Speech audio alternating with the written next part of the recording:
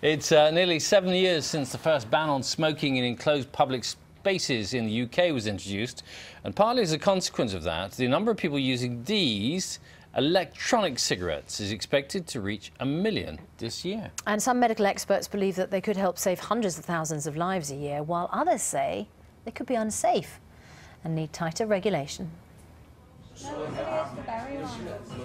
A busy pub, and at first a rather shocking sight. It looks like they're smoking. This is what people here are using. It's an electronic cigarette. It comes in two parts. In this end, there's liquid nicotine, which is vaporized by a battery in this end. It gives the user a hit of nicotine without the tar, and it's the tar in ordinary cigarettes that kills.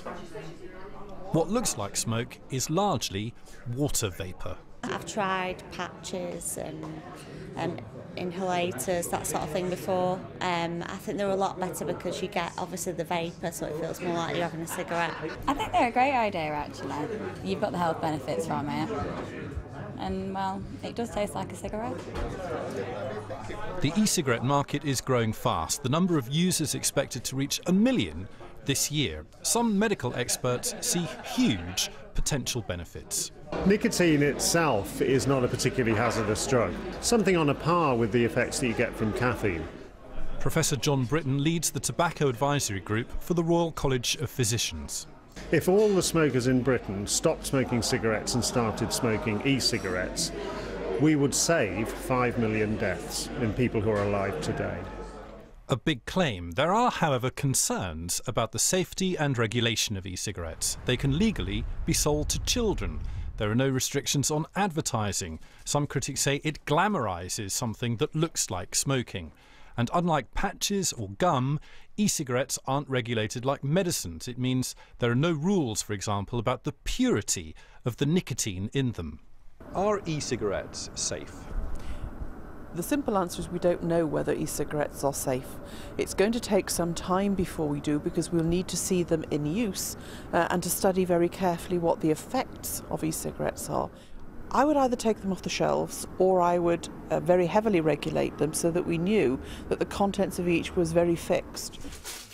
This is an e-cigarette company in Manchester. The health regulator, the MHRA, is now looking closely at companies like this to see if they need more stringent regulation. Here, they say they take safety seriously, but accept rules for the whole industry need to be tightened. We would welcome regulation that ensures that the product can't be sold to anyone under the age of 18.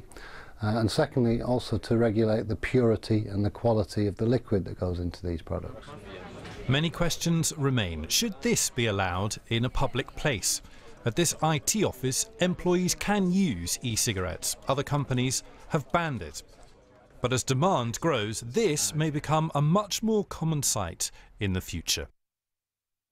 And Graham's just cheaper, less intrusive, don't smell nearly so much, but some people are thinking there should be some kind of regulation. I think the regulations will be tightened up. The MHRA, which is the health regulator, is looking at this, will report in a couple of weeks. I mean, I think there are a couple of things that they will more than likely do. For example, we've heard reports of children as young as 13 and 14 smoking these or using these on the bus going to school.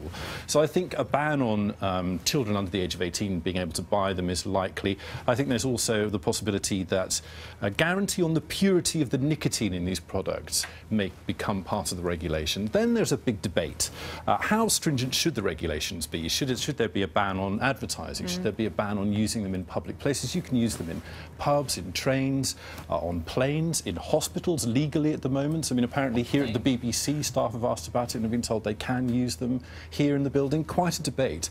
And the thing is, if there's over stringent regulation, then there's a worry that the 1 million people who are currently using these, though they may be taken off the market and taken off the shelves. So there's a danger of over-regulation for some. It really doesn't need to look like this, does it? It doesn't have to have the filter. Does it even need to be sort of cigarette I think that depends whether you're a smoker or not, Bill, really, because there are other products out there that give you pretty much the same thing, nicotine replacement gum and patches, and smokers, will say that they need to do this kind of thing. They want it to feel like they're having a cigarette because they're so addicted. Yeah. And this is the closest we've got to it so far. Graham, thanks very much indeed. 27 minutes past 8.